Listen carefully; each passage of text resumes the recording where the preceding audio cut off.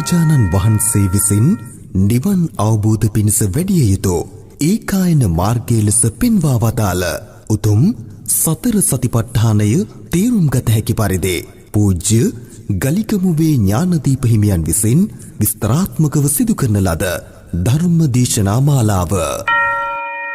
පස්වන දේශනාව ධාතු මනසිකාර භාවනාව.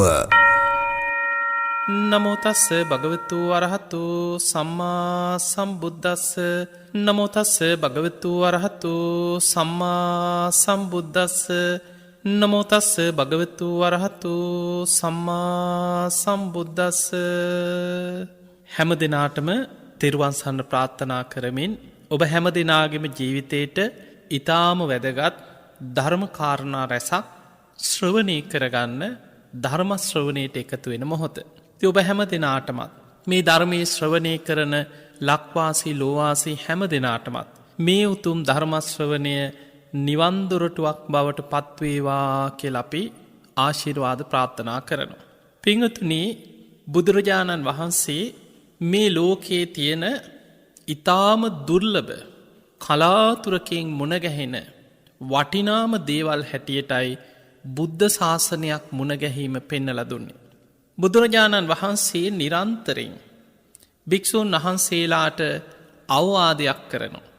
මේ අවවාදී ධර්මයේ සඳහන් වෙන්නේ සුගතෝ ආදී. සුගතයන් වහන්සේගේ අවවාදී. බුදුරජාණන් වහන්සේ භික්ෂූන් වහන්සේලාට නිතර සිහිපත් කරනවා, මහණෙනි, දුර්ලභෝ බුද්ධෝත්පාදෝ. බුදු කෙනෙක් ලෝකෙ පහළ වීම අතිශයින්ම දුර්ලභයි. දුර්ලභා මනුස්ස පටිලාභෝ. මනුස්ස ජීවිතයක් ලබනවා කියන කාරණයක් මේ සංසාර ඉපදීපදී සතර අපාය මහගෙදර කරගෙන යන සත්වයන්ට මනුස්ස ජීවිතයක් ලබනවා කියන කාරණයක් අතිශයින්ම දුර්ලභයි.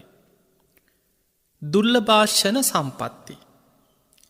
ඒ දුර්ලභ මනුස්ස ජීවිතයක් ලැබුණත් ඒ මනුස්ස ජීවිතයක් ලැබිච්ච කෙනෙකුට බුද්ධ ශාසනයක් මුණ ගැහිලා ඒ බුද්ධ ශාසනය ගැන හිත පහදිනවා කියන්නේ, අනේ මටත් මේ ධර්මය අවබෝධ කරගන්න තියෙනවනම්, අනේ මං කොහොම හරි මේ ධර්මයේ දියුණු කරගන්න ඕනේ. එවැනි හැඟීමක් අවංකව හිතේ උපදිනවා. එයාගේ හිත බුද්ධ ශාසනයට පහදිනවා. ධර්මාවබෝධය කරා යන්න අවංක උත්සාහයක් වීරියක් ඇති කරගන්නවා. ඒකට ධර්මී කියන්නේ ෂණ සම්පත්තිය පහළ කරගන්නවා. ඒ ෂණ සම්පත්තිය පහළවීමත් ලෝකෙ අතිශයින්ම දුර්ලභයි. ඊළඟට බුදුරජාණන් වහන්සේ පැවිදි වෙච්ච ස්වාමීන් වහන්සේලාට පෙන්නලා දුන්නා දුර්ලභා පබ්බච්චා. කෙනෙකුට පැවිද්ද මේ ගිහි සැප සම්පත් පංචකාමයන් අතහැරලා, කුඩා වූද මහත් වූද ඥාතීන් පංචකාම සැප සම්පත් අතහැරලා නිවන් අවබෝධ කරගන්න අදහසින් කෙනෙක් පැවිදි වෙනවා කියන කාරණයක් අතිශයින්ම දුර්ලභයි.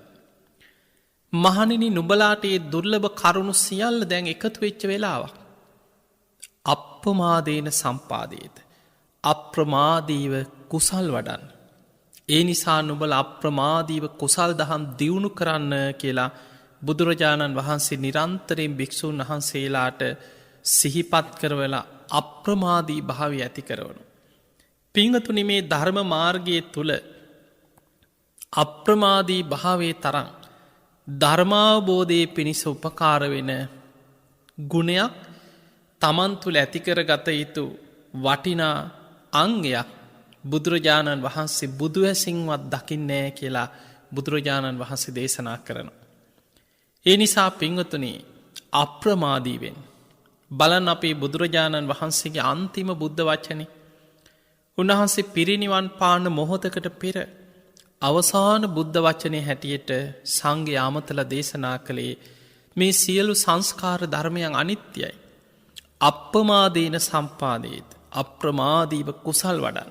ඒ නිසා අපිට ලෝකේ දිහා බලද්දි පේනවා පුදුමාකාර විදිහට ලෝකේ ව්‍යසන වලින්, විනාශ වලින්, විපත් වලින් දවසින් දවස අපි අහපුවත් නැති විදිහේ විශාල විපත් අපිට නිතර අහන්න ලැබෙනවා.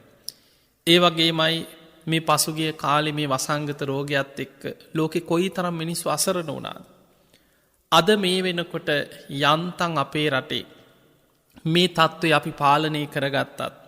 ඔබ ලෝකයේ දිහා බලන්න දවසකට මේ ලෝකෙ ජීවත්වෙන මනුස්්‍යයන් කී දෙනෙක් මේ වසංගතයට ගොදුරු වෙනවත්. සාමාන්‍යයෙන් 40,000 අතර පිරිසක් ලෝකෙ දවසකට අලුතෙන් මේ රෝගය ආසාධනය වෙච්ච පිරිස හැටියට ලෝකෙ හොයාගන්න.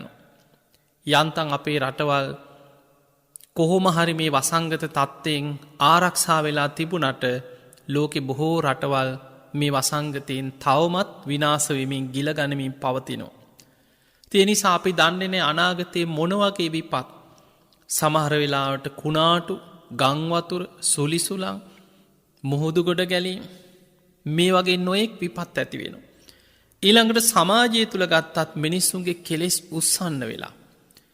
මිනිස්සු අතර රාගේ අධර්ම රාගේ විෂමලෝබය මිත්‍යා ධර්මය බලවත්වෙනවා. දවස ගාන විකෘති දේවල් විකෘති අපරාධ විකෘති මිනීමැරු මෙහෙමත් මිනිස්සුන්ට වෙනවද මෙහෙමත් කරන්න පුළුවන්ද කියලා. අපි කොච්චර නම් මේ සිදුවීන් ගැන අහලා කම්පාවෙනවද. එනිසා පින්වතුනේ මේක තමයි කෙලෙස් සහිත ලෝකෙ ස්වභාවය. ඒ නිසයි බුදුරජාණන් වහන්සේලා පහළ වෙලා පෙන්නල දුන මේක දුකක් මේක සැපක් නෙමෙයි. ඉපදීමම දුකක් ජාතිපි දුක්කං ජරාපි දුක්කං ව්‍යාධිපි දුක්කෝ මරණම්පි දුක්කං අපියෙහි සම්පයෝගෝ දුක්කෝ පියෙහි විප්පයෝගෝ දුක්කෝ යම් පිච්චන්න ලබති තම්පි දුක්කම් මේ ලෝකෙම තියෙන්නේ දුකක් මත.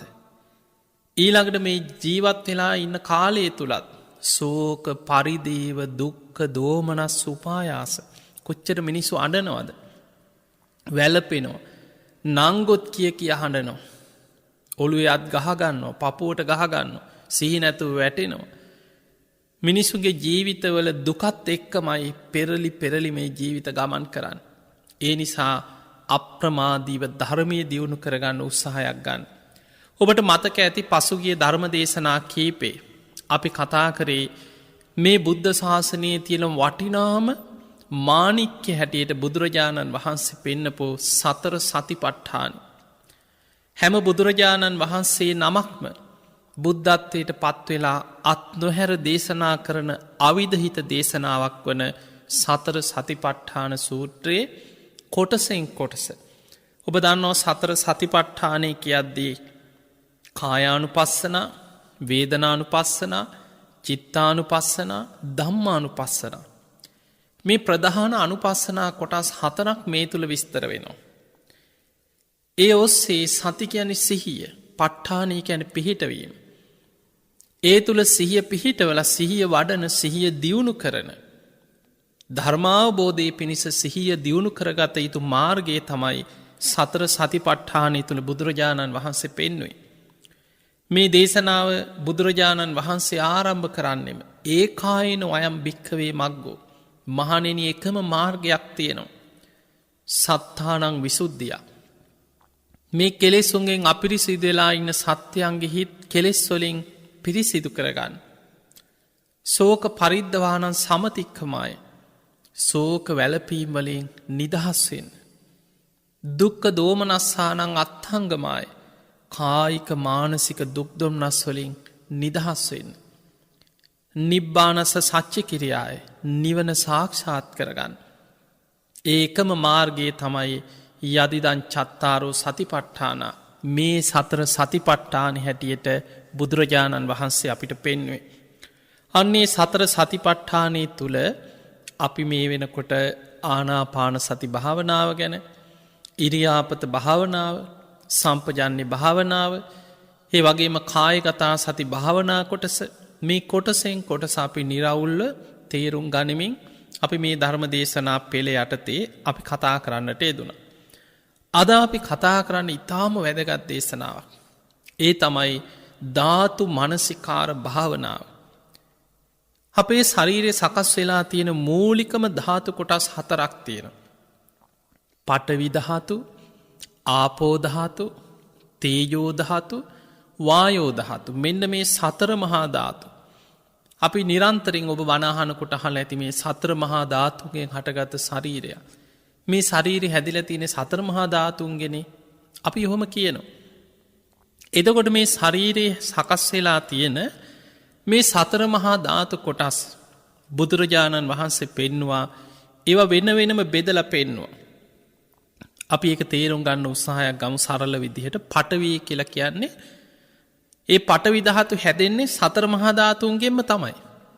හැබැයි ඒ තුල පඨවි ස්වභාවය වැඩි. ඒ නිසා අපි පඨවි කියන.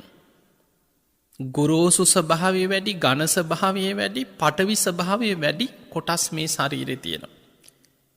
කේස්, රෝමකූප, නියපොතු, දත්, සම, මස්, නහර, ඇට මිදුළු, වකුගඩු, හදවත, අක්මාව මේ විදිහේ කොටස් 20ක් බුදුරජාණන් වහන්සේ පඨවි ගතිය වැඩි කොටස් හැටියට අපිට නුවණින් විමසලා මේ භාවනාව කරන්න අවශ්‍ය වෙන විදිහට ධර්මයේ විස්තර වෙනවා. එතකොට සරලව මතක තියාගන්න පඨවි ධාතු කොටස් 20ක් තියෙනවා මේ ශරීරය තුල. අපේ ශරීරයේ තියෙන කොටස්. ඊළඟට ආපෝ කියලා කියන්නේ සතර මහා ධාතුන්ගෙන්මයි හටගත්තේ. එහි වැగిරෙන ස්වභාවය වැඩි. කෙල, සොටු, මුත්‍ර, කඳුළු, උරුණු තෙල් මේ ශරීරයේ තියෙන ගලාගෙන යන වැగిරෙන දේවල්. එවැනි කොටස් 12ක් තියෙනවා. අපි විස්තර ඇතුව පස්සේ කතා කරමු. ඊළඟට ශරීරයේ තියෙන උණුසුම තේජෝ ධාතු. අපි කන බොන අමුයෙන් කෑවත් දිරවනවා. ශරීරයේ තියෙන උණුසුමක් කය දවනවා, තවනවා. ඔබට ශරීරය ඇතුලේ තියෙන උණුසුම අපි සාමාන්‍ය කෙනෙක් මැරුණට පස්සේ මේ ශරීරයෙන් තේජෝ ධාතු බැහැර වෙලා යනවා. ඒකනේ මැරුණාම සීතල වෙන්නේ. එතකොට අපේ කයේ තියෙන උණුසුම තේජෝ ධාතු කොටස් 4කට බෙදලා පෙන්නනවා ක්‍රියාකාරීත්වය මත. ඊළඟට මේ ශරීරයේ තියෙනවා හමාගෙන යන දේවල්. වායෝ ධාතු සතර මහා ධාතුන්ගෙන්මයි හැදෙන්නේ. හැබැයි වායෝ ස්වභාවය වැඩි. එක්ක වැටෙනවා, ඈනුම් යනවා, අපි උඩු අතර ගමන් කරන උද්දංගමා වාතා. බඩවැල් වල හැදෙනවා. අදෝගමා වාතා. ඒ වගේම කුච්චිසයා වාතා මේ කුසේ පිරිච්ච වාතයක් තියෙනවා. අංගමංගානුසාරණ මේ අතපය හොලවන්න, වටපිට බලන්න, ඇවිදින්න උපකාර වෙන වායෝ ධාතු. එතකොට ආස්වාස ප්‍රස්වාස අපි මේ හුස්ම පොද පවා අපේ හුස්ම රැල්ල පවා කයත් එක්ක බැඳිලා තියෙන. එහෙමනම් ඒකත් මේ කයේම කොටසක්. ඒ නිසා තමයි කායානුපස්සනාවට අයිති ආනාපාන සති භාවනාවේදී හුස්ම රැල්ල ආනාපාන කය හැටියට අපි කයත් එක්ක බැඳී පවතිනවා කියලා හොඳට භාවනාවේදී දකිනවා.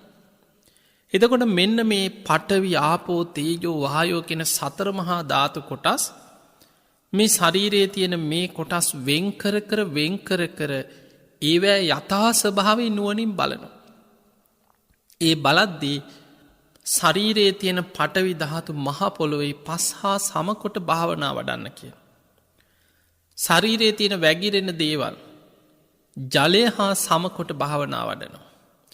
ශරීරයේ තියෙන උණුසුම බාහිර උණුසුමත් එක්ක සමකොට භාවනා වඩනවා.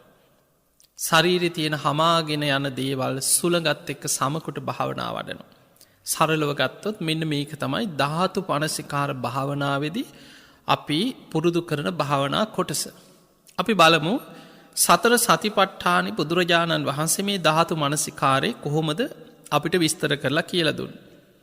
ඔන්න බුදුරජාණන් වහන්සේ දේශනා කරන පුණජ පරම් භික්ඛවේ භික්ඛු ඉමමේව කායං යථා තිතං යථා පනීහිතං ධාතුසෝ පච්චවෙක්ඛති ඉති මස්මින් කායේ පඨවි ධාතු ආපෝ ධාතු තේජෝ ධාතු වායෝ ධාතුති සියතාපි භික්ඛවේ දක්ඛෝ ගෝඝාතකෝ වා ගෝඝාත කන්තේ වාසීවා.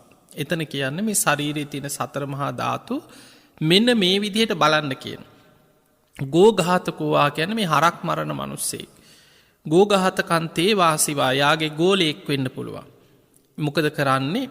ගාවින් වදිත්වා ඡාතු මහපති බිලසෝ පටිවිභජිත්වා නිසින්නෝ අස්ස ඒව මේව කෝ භික්ඛවේ භික්ඛු ඉමමේව කායං යථා තිතං යථා පනීහිතං ධාතුසෝ පච්චවෙක්ඛති අත්ථි මස්මින් කායේ පඨවි ධාතු ආපෝ ධාතු තේජෝ ධාතු වායෝ ධාතුති. එතකොට බුදුහාමුදුරුවෝ අපිට මේ උපමාවක් පෙන්නන්නේ. මේ හරකෙක් මරණ කතාවක් නෙමෙයි මෙතන දෙන උපමාව.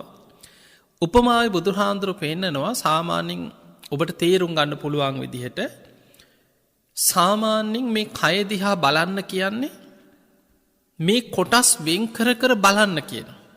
මොකද අපි මේ සතර මහා ධාතුන්ගෙන් හටගත්ත ශරීරය දිහා අපි බලන්නේ පුද්ගලයෙක් හැටියට.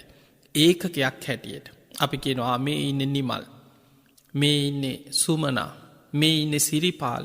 අපි පුද්ගලයෙක් හැටියට ඒකකයක් හැටියට බලනවා. දැන් සතෙක් දිහාත් එහෙම මේ ඉන්නේ හරකෙක්. මේ ඉන්නේ බල්ලෙක්. මේ ඉන්නේ පූසෙක්. අපි ඒකකයක් හැටියට බලනවා. දැන් මෙතනදී භාවනාවේදී මේ ශරීරයේ තියෙන කොටස් වෙන් කර කර බලද්දී මම කියන අර පුද්ගල සංඥාව බිඳිලා යනවා. ඒක බුදුහාඳුර උපමාවකට පෙන්නනවා හරක් මරණ මිනිස්සෙක් හරි යාගේ ගෝලයෙක් හරි හරකෙක්ව මරලා සතර මං හන්දියකට ගෙනහල්ලා දැන් මස් කරලා විකුණනවා. මස් කඩයක් ගැන මේ උපමාවේ කියන්නේ. ඔබ සාමාන්‍යයෙන් ලංකාවේ තියෙන මස් කඩ ඕන තරම් දැකලා ඇතිනේ. වෙළඳ සැල් මස් හරක් මරලා මස් විකුණන තැන් තියෙනවා. එතකොට දැන් අර හරකා මරලා මස් වෙන් කරලා ගත්තට පස්සේ ඒව වෙන් කරලා ගන්නවා. ඇට කෑලි වෙනම, ඊළඟට පීකුදු ටික වෙනම, මස් ටික වෙනම, ඊළඟට සමහර ඒවා සත්තුන්ට කන්න දෙන්න වෙනම ඇට සහිත මස් කෑලි වෙනම. එතකොට මෙහෙම ගෙනහල්ලා දැන් සතර මං හන්දියක තියාගෙන මස් විකුණනවා. දැන් මේ උපමාවක්. මේ උපමාවෙන් බුදුහාඳුර පෙන්නනවා දැන් මේ මස් විකුණනකොට යා කෑ ගහන්නේ හරක ගන්න ඉන්න හරකලාබයි එහෙම කියන්නේ. දැන් හරකා කියන සංඥාව නැති වෙලා. දැන් මරලා කෑලි වෙන් කරලා ගත්තට පස්සේ දැන් හරකා කියන සංඥාව දැන් එතන නැහැ. මිනිස්සුත් එහෙමයි. මිනිස්සු ඇවිල්ලා මස් ගන්න එන මිනිස්සු මට හරක කෑල්ලක් දෙන්න කියලා ඉල්ලන්නේ. දැන් ඉල්ලන්නේ මට පීකුදු ටිකක් දෙන්න. මට මස් කෑල්ලක් දෙන්න. මට ඔය ඇට කෑලි ටිකක් දෙන්න. බල්ලෙකුට හරි දාන්න. එතකොට දැන් මිනිස්සු ඉල්ලන්නේ ඒ කොටස්. අන්න ඒ වගේ මේ ශරීරය බුදුහාඳුරු පෙන්නනවා අපේ ශරීරෙත් ඔය වගේ තමයි. මේ මම කියලා ඒකකයක් හැටියට අපි දැක්කට මම කියලා පිළිගත්තට මෙතන තියෙන්නේ කෙස් ටිකක්, රෝම කූප ටිකක්, නියපොතු ටිකක්, දත් ටිකක්, සම, මස්, නහර, අස්ති, ඒ වගේම පෙනහලු, බඩවැල්, වකුගඩු, හදවත, අක්මාව. දැන් මේවා බෙද බෙදා බලන්න කියනවා. මෙන්න මේවා ටිකක්. ඊළඟට ලේ, මුත්‍රා, සොටු, සඳ මිදුළු, ඊළඟට වැගිරිලා යන දේවල්, උණුසුම. එතකොට මේ ශරීරය අර සතර මහා ධාතු එක්ක බෙද බෙදා බලාගෙන යනකොට අන්න මේ ශරීරයේ ඇත්තටම මම කියලා මන් දැක්කේ, මම කියලා පිළිගත්තේ පස්සෙලා යන දේවල් ටිකක් නේද? දිය වෙලා වැගිරිලා යන දේවල් ටිකක් නේද? උණුසුමට අයිති දේවල්, හමාගෙන යන සුළඟට අයිති දේවල් ටිකක් නේද? අන්න මේ ශරීරයේ තියෙන සතර මහා ධාතුන්ගේ යථා ස්වභාවය බාහිර සතර මහා ධාතු එක්ක ගලපලා එයා දකින්න පුරුදු වෙන. ඒ නිසා පින්වතුනි මේ භාවනාව ඊටාම වැදගත් භාවනාවක්. ධර්මාවබෝධයේ පිණිස විදර්ශනාවට හැරෙන කෙනාටත් දැන් මේ කායානුපස්සනාවේ සමත භාවනාවක් හැටියට මේ ධාතු මනසිකාරය විස්තර වෙනවා වගේම විදර්ශනා භාවනාවේදී උපදන්නවා රූපය. මේ සතර මහා ධාතුන්ගෙන් හටගත්ත රූපේ අනිත්‍ය දුක්ඛ අනාත්මය. ආහාර නිසා හටගන්න රූපේ ආහාර නිරුද්ධ වෙනකොට නිරුද්ධ වෙනවා. මේ රූපේ අනිත්‍යයි දුකයි අනාත්මයි කියලා පංච උපාදානස්කන්ධය තුල අපි විමසනවා විදර්ශනාවේදී. එතකොට මේ ධාතු මනසිකාර භාවනාව හොඳට ඉගෙනගත්ත පුරුදු වෙච්ච කෙනෙකුට විදර්ශනාවටත් ඊටාම අනුග්‍රහයක් තියෙන භාවනා කොටසක් තමයි ධාතු මනසිකාර භාවනාව. පින්වතුනි ඊළඟට මේ භාවනාව වඩන්න ඔබ මේ ධාතු මනසිකාර භාවනාව ගැඹුරින් පුරුදු කරද්දී ඔබ තුල අටලෝ දහම ඉදිරියේ කම්පා නොවන අකම්පිත හිතක්, බොහොම ශක්තිමත් හිතක්, නොසැලෙන හිතක් ඔබ තුල වර්ධනය වෙනවා. ඒක මේ ධර්මයේ තුල බුදුහාමුදුරු පෙන්නන ධාතු මනසිකාර භාවනාවේදී වැඩෙන මේ හිතේ ස්වභාවයේ ශක්තිමත් භාව ගැන විස්තර වෙනවා. සාරිපුත්ත මහරහතන් වහන්සේ ගැන විස්තර වෙන තැන්වල තියෙනවා. උන්වහන්සේගේ තේර ගාථාවේ සඳහන් වෙනවා සාරිපුත්ත හාමුදුරුවෝ මේ ධාතු මනසිකාර භාවනාව බොහෝ ගැඹුරින් වඩපු කෙනෙ. සාරිපුත්ත මහරහත්තන් වහන්සේ අටලෝ දහම ඉදිරී අකම්පිත වෙන හැටි උන්වහන්සේ ගැන කියනවා මහණෙනි මේ සාරිපුත්තයන් මහපොලෝ වගේ අකම්පිතයි කියන. මේ සාරිපුත්තයන් ජලය වගේ අකම්පිතයි. මේ සාරිපුත්තයන් ගින්න වගේ අකම්පිතයි. මේ සාරිපුත්තයන් සුළඟ වගේ අකම්පිතයි කියන. දැන් කෙනෙකුට ඔහොම කියපු ගමන් තේරෙන්නේ මොකක්ද මේ පොලෝ වගේ ජලය වගේ ගින්න වගේ සුළඟ වගේ මොකක්ද මේ කියල. ඒක විස්තර වෙනවා මේ වගේ. දැන් අපි ගමු පොළොවට. අපි මහා පොළොවට වටිනා කියන දේවල් වීසි කරනවා. පොළොවේ තියෙනවා මුත්තු මැනික් තියෙනවා පොළොවෙන් හාරල නිගන්න. එතකොට පොළොවේ වටිනා වස්තුව තියෙනවා. නිදං කරනවා වටිනා කියන දේවල්. එතකොට මහපොළොවේ වටිනා වස්තුව තිබුණක් කියලා පොළොව උද්දාමයට පත්වෙන්නේ. ඊළඟට මිනිස්සු අසූචී කුණු අලවල් වැසිකිලිවල ඔක්කොම මහපොළොවට තමයි දාන්න. ඒවා දැම්ම කියලා පොළොව කම්පාවෙන්නෙත් නෑ අකම්පිතයි. ඒ වගේ තමයි කියනවා මේ ධාතු මනසිකාර භාවනාව ශරීරයේ පටවි ධාතුව මහපොළොව හා සමකොට භාවනා වඩපු කෙනාගේ හිතත් ලාබාලාබ සැපදුක යසායස නින්දා ප්‍රසංසා අටලෝ දහම ඉදිරි අකම්පිතයි. එයාගේ හිත කම්පාවෙන්නේ. එයාගේ හිත අරමුණු ඉදිරී සැලෙන්නේ කම්පාවෙන්නේ බිඳ වැටෙන් නෑකින යා අකම්පිතයි. ඊළඟට විස්තර කරන සාරිපුත්තයන් වහන්සේ ජලය වගේ. එතන විස්තර වෙන්නේ දැන් වතුරට වටිනා කියන දේවල් වතුරට මිශ්‍ර කරනවා. වතුරි ගලාගෙන යනවා. සුවඳ වර්ග වටිනා කියන දේවල් ජලයට මිශ්‍ර වෙනවා. කුණු අලවල් කුණු කානු හරවල තියෙනවා. සමහර මිනිස්සු මුට්ටා කරනවා. එතකොට ජලයට මේවා මිශ්‍ර වුනා කියලා ජලය කම්පාවෙන්නෙත් නෑ. අකම්පිතයි. ඒ වගේ තමයි කෙන ශරීරයේ තියෙන ආපෝදහත්තුව වැගිරෙන දේවල් බාහිර ජලය හා සමකොට භාවනා වඩපු කෙනාගේ හිතත් ලාබාලාබ සැපදුක යසායස නින්දා ප්‍රසංසා අටලෝ දහම ඉදිරි අකම්පිතයි කියෙන්. ඒව සෙලවෙන්නේ වෙනස් වෙන්නේ කම්පාවට පත්වෙන්නේ අකම්පිත හිතක් එයාට තියෙන. ඊළඟට විස්තර වෙනවා සාරිපුත්තයන් වහන්සේ ගින්න වගේ අකම්පිත. එතන ගින්න වගේ කියලා කියන්න මේ පත්තු වෙනවා දැවෙනවා කියන එක නෙමේ. එතන විස්තර වෙන්න මේ වගේ. දැන් අපි ගිනි ගොඩක් ගින්දරක් තියෙනවා. කෙනෙක් ගින්නට දානව වටිනා කියන දේවල් දාලා ගින්දරේ පුච්චනවා. අපි හිතමු සඳුන් දර සුවඳ හමන දෙයන්නේ වටිනාදය. එතකොට වටිනා කියන දේවල් ගින්දරට විසි කරන. ගින්න උද්දහමයට පත්වෙන්නේ. ඊළඟට ගින්දරට දාන කුණු ගොඩවල් දාලා ගිනි තියෙනවා. නොයි ගඳ ගහන දේවල් අපිරි සිදු දේවල් ගිනි ගොඩවල්ලෝට වීසි කරන. ඒකෙන් ගින්න හයෝ මේවා අපිට එපා කියලා කම්පාවට පත්වෙන්නෙත් නෑ. ඒ වගේ තමයි කියනවා ශරීරය තියෙන උණුසුම බාහිර ගින්න හා සමකොට භාවනා වඩපු කෙනාගේ හිතත් අකම්පිතයි. ලාබාලාබ සැපදුක යසායස නින්දා ප්‍රසංසා අටලෝ දහම ඉදිරි අකම්පිතයි. ඊළඟට විස්තර වෙනවා මේ ධාතු මනසිකාර භාවනාව ගැබුරින් වඩපු සාරිපුත්තයන් වහන්සේ සුළඟ වගේ අකම්පිතයි. එතන සුළඟ වගේ කියලා කියන්නේ සුළඟි හමාගෙන යනවා සුවඳ වර්ග. වටිනා කියන දේවල් හමාගෙන යනවා සුළඟේ. බොහොම සුවඳ මල් සුවඳ නොයෙක් සුවඳ වර්ග හුළඟි හමාගෙන යනවා. දුර්ගන්ධය හමාගෙන යන කුණු ගඳ සත්තු මැරිලා කුණු වෙලා ගඳ හමාගෙන යනවා.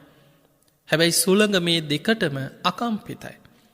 ඒ වගේ තමයි කෙන මේ ශරීරයේ තියෙන හමාගෙන යන දේවල් වායෝදහතුව. බාහිර සුළඟත් එක්ක සමකොට භාවනා වඩන්න පුරුදු වෙච්ච කෙනාගේ හිතත් අකම්පිතයි. ලාබාලාබ සැපදුක යසායස නින්දා ප්‍රසංසා ඉදිරී අකම්පිතයි කියෙන්. අන්නේ නිසා පින්වතුනේ ඔබ මේ ලැබිච්ච මනුස්ස ජීවිතය තුළ අටලෝ දහම ඉදිරියේ කම්පා නොවෙන්න නම් අපිට පේනවා මේ සමාජ ජීවත්වෙනවා කියලා කියන ලේසි දෙයක් නෙමේ. වර්තමානය එන්න මිනිස්සු සත්තුන්ට අන්ත වෙන. දැන් අපිට පේනවා මිනිස්සුන්ගේ ආවිස එන්නේ අඩු වෙනකොට. ලෝකෙ විපත් වැඩි වෙනවා. සාමාන්‍යෙන් අපි අර ධර්මය දකින මහා සුපින ජාතකයේ බුදුරජාණන් වහන්සේ විස්තර කරපු දේවල් කොසොල් රජතුමා එදා දැකපු සිහින අද එකින් එක මුළු ලෝකයේ පුරාම බලද්දි. අපිට පේනවා අද අපි ජීවත්වෙන්නේ වැනි විකෘති කාලයක. මිනිස්සුන්ගේ ආවිශ අඩුවෙලා අවුරුදු 10ට ලංවේගෙන යන්නේ. පරම්පරාවෙන් පරම්පරාවට අවුරුද්ධ දෙක ආවිශ අඩුවෙවී විනාසි පැත්තට යන යුගයක්. ලෝකෙ විපත් වැඩි වෙනවා. මිනිස්සුන්ගේ ගුණධර්ම පිරිහෙනවා. මිනිස්සු සත්තු වගේ වෙනවා. එවැනි ලෝකෙක ජීවත් වෙනවා කියන්නේ ලේසි දෙයක් නෙමේ. තරහ යනවා, කේන්ති යනවා, කලකිරෙනවා, එපා වෙනවා, ජීවිතෙත් එක්ක එපා වෙනවා. කඩාගෙන වැටෙනවා මිනිස්සු. දවසක් hina වෙලා හිටියොත් මාස ගාණක් අඬන්න පසුතැවෙන්න කාරණා යෙදෙනවා. මේක තමයි ජීවිතයේ ස්වභාවය. එතකොට මේ කරුණු ඉදිරියේ අටලෝ දහම ඉදිරියේ ලාභ අලාභ සැප දුක යස අයස නින්දා ප්‍රශංසා ඉදිරියේ අකම්පිත හිතක් ඇති කරගන්න නම් ඔබට වැදගත්ම භාවනාව තමයි ධාතු මනසිකාරය. ඔබ නිතර පුරුදු වෙන්න ශරීරයේ තියෙන සතර මහා ධාතු කොටස් වෙන්කර කර බෙද බෙදා බලන්න පුරුදුවෙන්. බාහිර සතර මහා ධාතු එක ගලපල බලන්න. බාහිර සතර මහා ධාතු කියන්න බාහිර පටවි ධාතුව කියන්න මහ පොළොව. බාහිර ආපෝ ධාතුව කියන්නේ ජලය. මේ ගංගා එළදොළවල තියෙන මේ බාහිර පරිසරයේ තියෙන ජලය. බාහිර උණුසුම කියන්නේ මේ පරිසරයේ තියෙන උණුසුම. ගින්දරක වේවා පරිසරයේ තියෙන උණුසුම. බාහිර වායෝ ධාතුව කියන්නේ මේ සුළං හමාගෙන යන බාහිර තියෙන සුළඟ. එතකොට ඒවම තමයි එක එක ස්වරූපයෙන් මේ ශරීරයේ තුල තියෙන්නේ. අපේ ශරීරය සකස් වෙන්නේ කොහොමද? කන බොන ආහාර ප්‍රත්‍යයෙන්. ආහාර සමුදයා රූප සමුදය. අපි කන්නේ බොන්නේ මේ බාහිර දේවල්. මේ ගස් කොළන් වලින් ගන්න පළතුරු, ඊළඟට අපි බත් ටිකක් කෑවත් මේ හදාගෙන මේ මොන විදිහින් කෑව බීවත් සතර මහා ධාතුන්ගෙන් හටගත්ත දේවල්. එතකොට ඒ තුලින් තමයි මේ ශරීරයේ රූපේ පවතින්නේ. ඊළඟට මේ ශරීරෙම බැහැර වෙලා යන්නේ මල මුට්ට හැටියට, ශරීරයෙන් දහඩිය හැටියට, කෙල හැටියට මේ ශරීරයෙන් බැහැර වෙන්නේ සතර මහා ධාතුමයි. ඒවත් එකතු වෙන්නේ මහ පොළොවටමයි. යම් දවසක මිය ගියාට පස්සේ මේ ශරීරයේ උණුසුමයි ආයුෂ අවසන් වෙලා උණුසුම බැහැර වුණාට පස්සේ වැඩකට ගන්න බැරි දර කඩක් වගේ නිරත්හංව කලින් කරා. වැඩකට ගන්න බැරි දර කඩක් දිරලා පොළොවට පස්සෙලා යනවා වගේ මේ ශරීරයත් දිය වෙලා වැగిරෙන දේවල් වැగిරෙනවා. පස් වෙන දේවල් කුණු වෙලා පස් එක්ක එකතු වෙලා යනවා. හමාගෙන යන දේවල් හමාගෙන යනවා. සතර මහා ධාතු බාහිර සතර මහා ධාතු වලටම එකතු වෙලා අවසන් වෙනවා. දැන් ඔබ හිතන්න අපි වගේම ජීවත් වෙච්ච අපේ මුතුන් මිත්තෝ මීට පරම්පරා ගානක් එහාට හිතන්න මිය පරලොව ගියයි. ඒ අයගේ සොහොම් පිට්ටනිය උඩ තමයි අපි මේ ජීවත් වෙන්නේ. මහ පොළොව කියලා කියන්නේ අපි වගේම ජීවත් වෙච්ච කෝටි ප්‍රකෝටි ගණන් මිනිස්සයන් මිය ගිහිල්ලා දිරලා පස්සෙලා ගිය ඒ අයගේ සොහොම් පිට්ටනිය උඩ අපි ජීවත් වෙන්නේ. තව අවුරුදු 100ක් යනකොට ඔබවත් මමවත් මේ බණහන අයවත් කවුරුවත් නැහැ. අපි හැමෝම මහ පොළොවට පස්සෙලා ගිහිල්ලා. මේක තමයි ජීවිතයේ ස්වභාවය. ඒ නිසා මේ ශරීරයේ තියෙන කොටසෙන් කොටස නුවණින් දකින්න. එහෙම දකිනකොට ඒ ගැන තියෙන මුලාව නැති වෙන. දැන් බලන්න කොච්චර මිනිස්සු මේ සතර මහා ධාතු වලට මුලා වෙලාද. සමහරලාවට කෙස් ටික ගැන හිතන්න. සමහරු හම්බ කරන ධනෙම ඉවරයි කොණ්ඩෙට. නොයේක් විදිහට ඒක හැඩ කරන්න, වියදම් කරන්න දේවල්.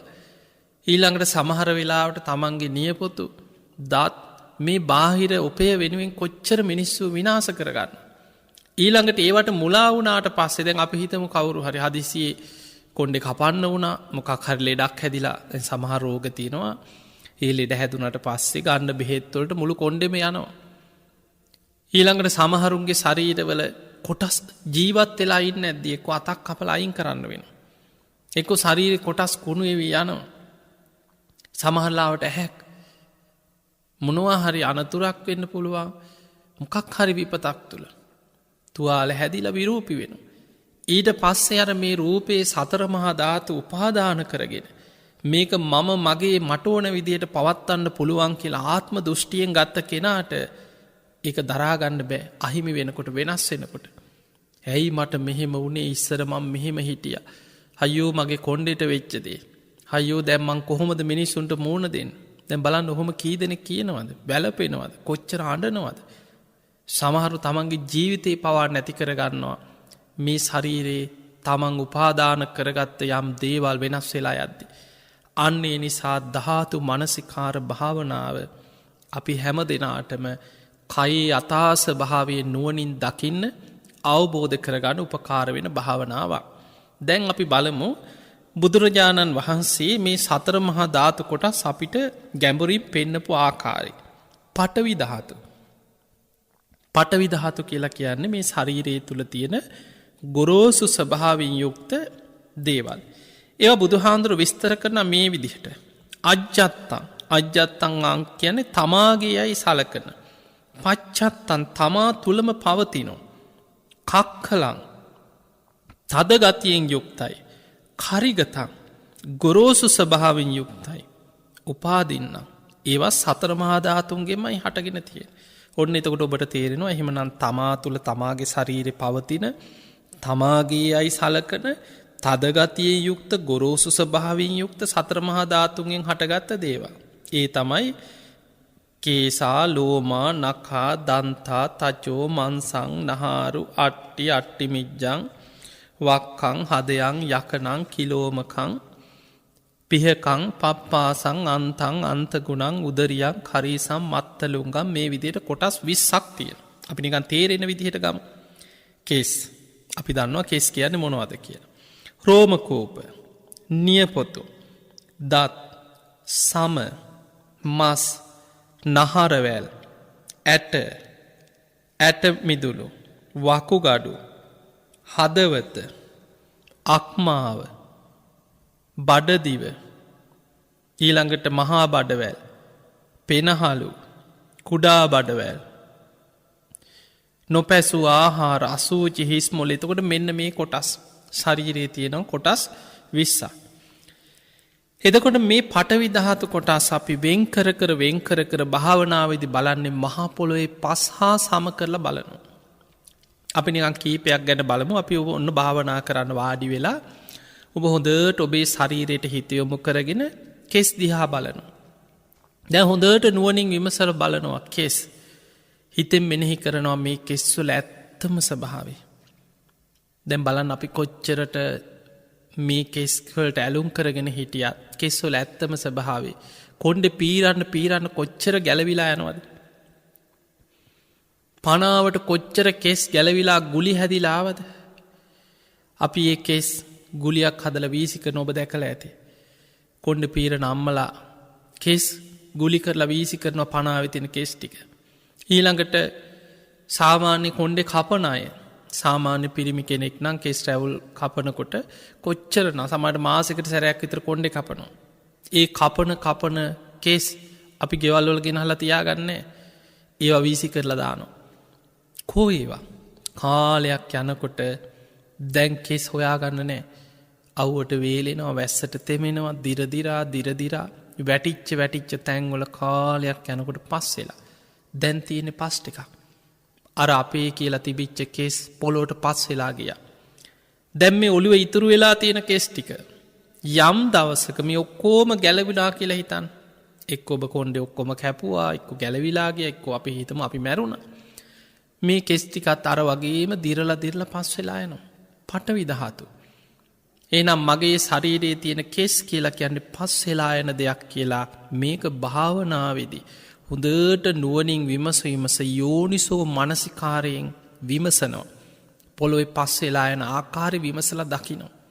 ඒක භාවනාවෙන් මෙනෙහි කරන දෙයක්. ඊළඟට බලනවා රෝමකූප. ඇහි බැඹී ඉඳන් ශරීරේ පුරාම මේ හැම මතු පිට රෝමකූප තියෙනවා. මේවත් කෙස් වගේමයි. ඒ වගේම ගැලවිලා දිරදිරා පස් වෙලා යනවා. කාලයක් යනකොට පස් ටිකක් විතරයි. ඊළඟට නියපොතු. අපි උපන්දා ඉඳන් කොච්චර නියපොතු කැපුවද? කපන නියපොතු කපලා අපි වීසි කරා.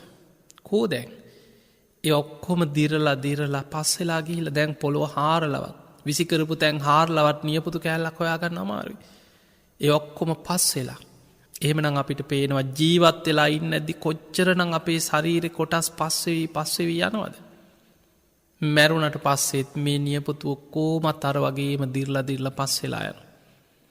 ඊළඟට දත් මේ කට ඇතුළෙම දත් කෑලි කැඩිලා ගිලෙනවා. පුංචි කාලේ දත් වැටුණා. ඒ වැටිච්ච දත් අපි වීසි කරා. ඒවා විසිකරපු තැන්වලම දිරා පස්සෙලා ගියා. පඨවි ධාතු. ඊළඟට ශරීරේ හැම මස් නහර මේ එකින්නේ කර වගේ බෙද බෙදා භාවනාවට වාඩි වෙලා හොඳට විමස බලනවා. ඒක තමයි ධාතු මනසිකාර භාවනාවේ පඨවි ධාතුව බාහිර පරිසරයත් එක්ක බාහිර පඨවි ධාතුවත් එක්ක මහ පොළොවත් එක්ක සම කරලා තමා තුලින් විමස බලන ක්‍රමය. ඊළඟට ඔන්න බුදුහාඳුරු පෙන්නනවා ආපෝ ධාතුව. ආපෝ කියලා කියන්නේ අජ්ජත්තං තමාගේයයි සලකන පච්චත්තං තමා තුළ පවතින. ඒ කියන්නේ මේ ඉස්සෙල්ලා බලන්නේ තමා තුළ පවතින. ආපෝ යම් ජලයක් වේද ආපෝ ගතං ජලයේ ස්වභාවයෙන් යුක්ත වැగిරෙන ස්වභාවයෙන් යුක්ත යමක් වේද උපාදින්නම් ඒක සතර මහා ධාතුන්ගෙන් හටගත්ත දෙයක්. අන්න ඒ කොටස් 12ක් බුදුහාඳුරුව වෙන් කරලා අපිට පෙන්නනවා. ඒ තමයි පිත්තං සෙම්හං පුබ්බෝ ලෝහිතං සේදෝ මේදෝ අස්සු වසා කේලෝ සිංගානිකා ලසිකා මුත්තං.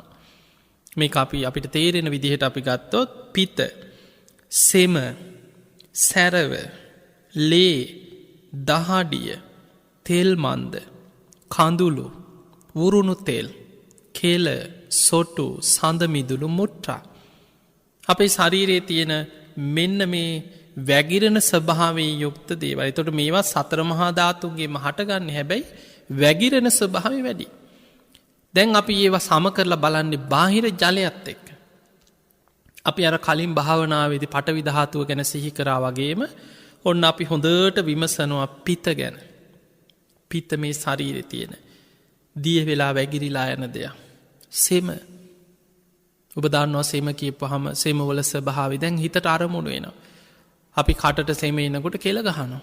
ඒවා ඒ තැන්වල හැමදාම තියෙන්නේ. ඒවා හේම වැగిරිලා දිය වෙලා යනවා. ඊළඟට සැරව තුවාල හැදිලා කහ පාටට දියර වගේ හැදිලා ගලනවා. ඊළඟට ලේ දහඩිය මේවයි කින්න එක විමසලා බලනවා මේවා වැగిරෙන දේවල්.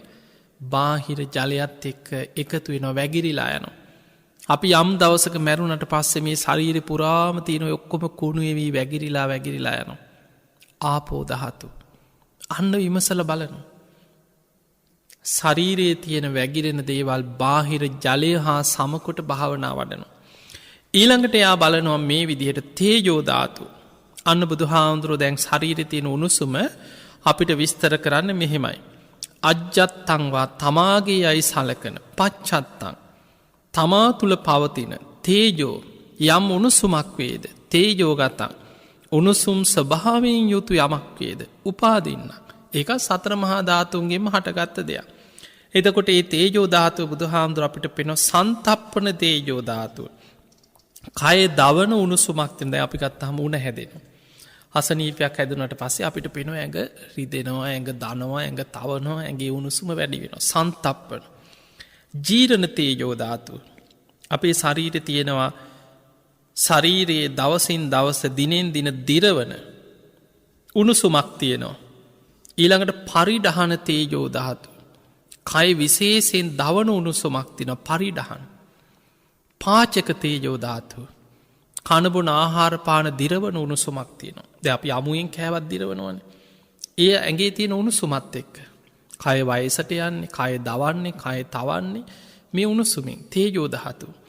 බාහිර උණුසුමත් එක්ක එකතු වෙලා යනවා. දැන් බලන්න ඔබ හුස්ම ගත්තත් මේ හුස්මත් එක්ක තියෙන උණුසුම. ඔබට තේරෙනවා ඇති ශරීරයේ තියෙන උණු සමාලාට සීතල දවසකට උදේට ඔබ හුස්ම ගන්නකොට නිකන් ඇඟෙන් දුමක් යනවා වගේ ඔබට පේනවා. සීතල රටකට ගිය කෙනෙකුට හොඳට ඒක දැනෙනවා. සමහරට ලංකාවේ වුණත් ඔබ නුවරඑළිය පැත්තට ගියාම ඔබට හුස්ම ගන්නකොට ඔබටම තේරෙනවා ඇඟෙන් මේ හුස්මත් එක්ක නිකන් දුමක් යනවා වගේ ශරීරයේ උණුසුම බාහිර උණුසුමත් එක්ක එකතු වෙනවා. එදකොට අපේ ශරීරයේ තියෙන තේජෝ ධාතුව බාහිර තේජෝ ධාතුවට සම කරලා භාවනාවිදි විමසීමස බලන්න කියන. ඊළඟට ඔන්න බුදුහාඳුරු පෙන්නවා ශරීරයේ තියෙනවා වායෝ ධාතු කොටස් 6ක්. ඒ වායෝ කියලා හඳුන්වන්නෙත් අජ්ජත්තංවා තමා තුළ පවතිනවා පච්චත්තන් තමාගේ යයි සලකන වායෝ. යම් හමාගෙන යන දෙයක් ඇද්ද වායෝ ගතන් හමාගෙන යන ස්වභාවයෙන් යුක්ත යමක් ඇද්ද උපාදින්නම් ඒක සතර මහා ධාතුන්ගෙන්මයි හටගෙන තියෙන්නේ. ඒ තමයි උද්දංගමාවාතා. උඩු අතට ගමන් කරනවා. කියන්නේ මේ ඈනුන් යනවා ඉක්කා වැටෙනවා උඩු අතට ගමන් කරන වාතයක් තියෙනවා. උගුරට එනවනේ. අදෝගමාවාතා. බඩවැල් වල හැදිලා පසුපසින් පිට වෙනවා වාතය. කුච්චිසයාවාතා. කුස ඇතුලේ පිරිච්ච වාතයක් තියෙනවා. තමයිත බඩ ගොර ගොර ගානවා. ඔබට දැනෙනවා ඇති කුසේ පිරිච්ච වාතයක් තියෙනවා. කොට්ටසයාවාතා කියලා කියන්නේ බඩවැල් නහරවැල් තුල ගමන් කරන වාතය පවතින වාතයක් තියෙනවා. අංගමංගානුසාරිනෝ වාතා. මේ අවයව සොලවන්න අතපය හසුරුවන්න දිගහරින්න වටපිට බලන්න උපකාර වෙන වාතයක් තියෙනවා. අස්වාස ප්‍රස්වාස වාතා.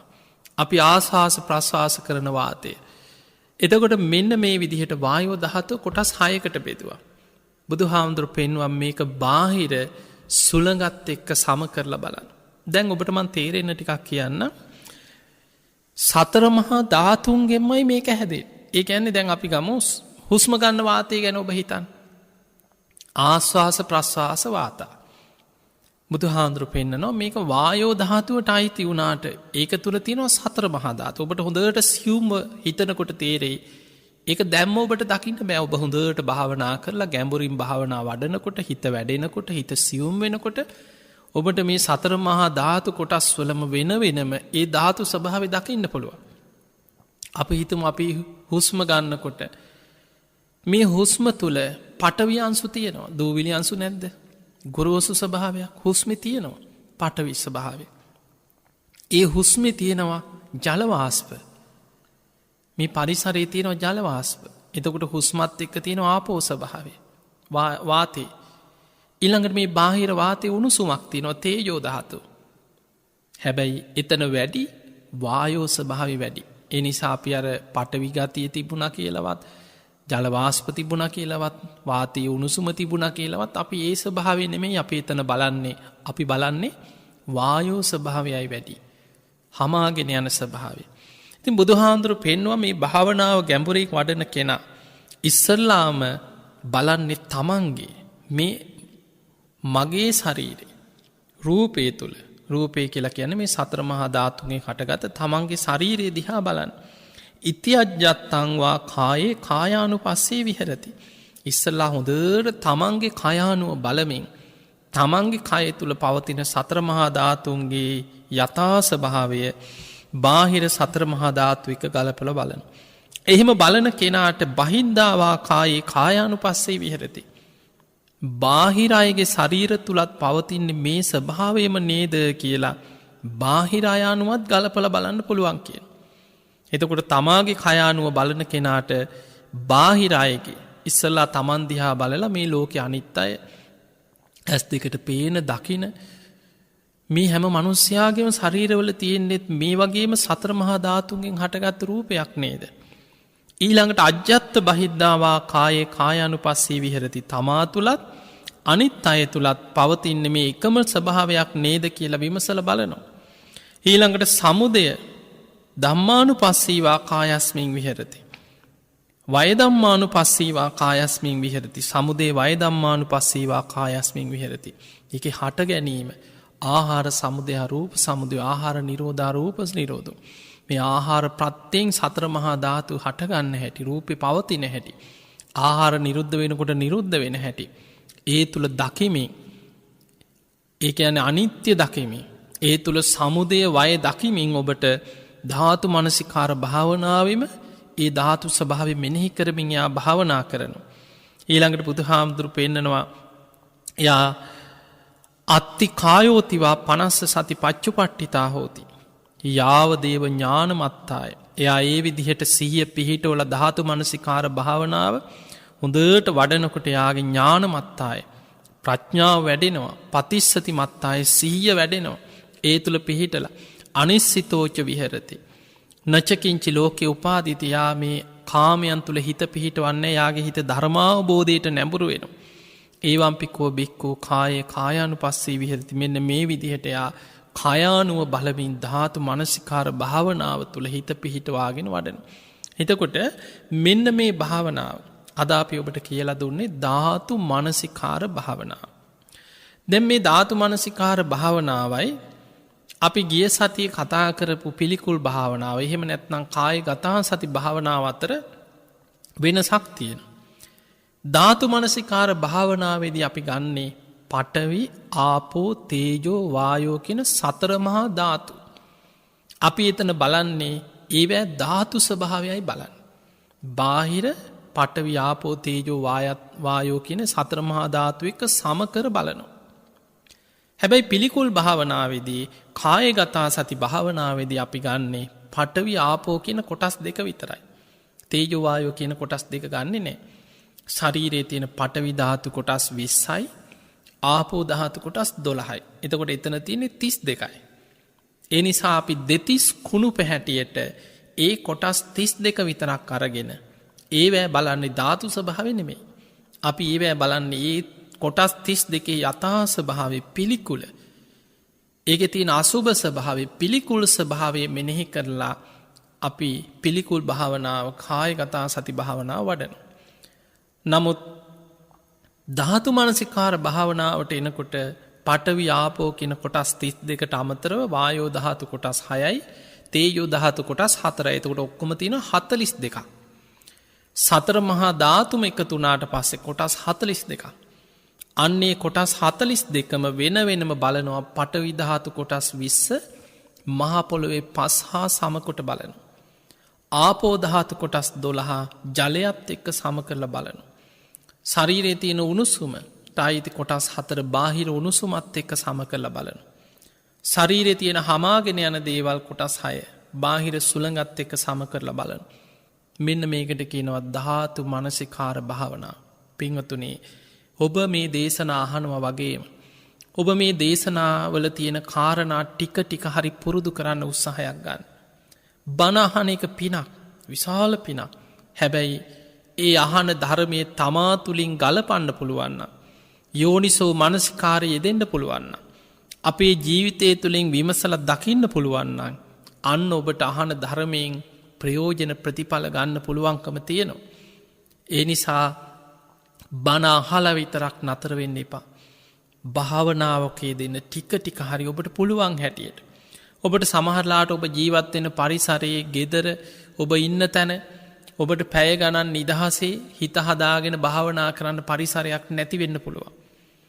හැබැයි ඔබට පුළුවන් විදිහට සමහර අය ඉන්නවා ගෙදර දරුවෝ, ගෙදර පිරිසත් එක්ක නිදහසේ භාවනාවක් කරගන්න බෑ. හැබැයි හැමෝටම කලින් නැගිටලා පාන්දර 4ට නැගිටලා අනිත් අය අවදි වෙන්න කලින් නිදාගන්න තැන වාඩි වෙලා හරි උදේට පැයක් විතර භාවනා කරනවා. කාටවත් කරදරයක් නොවන විදිහට. සමහර වෙලාවට පිරිසම නිින්දට යනකම් ඉඳලා Taman නැගිටලා භාවනා කරනවා. බස් එකේ යන ගමන් පැත්තක වාඩි වෙලා එක්ක තමන්ගේ පාඩුවේ ධර්මයේ මෙනෙහි කරනවා.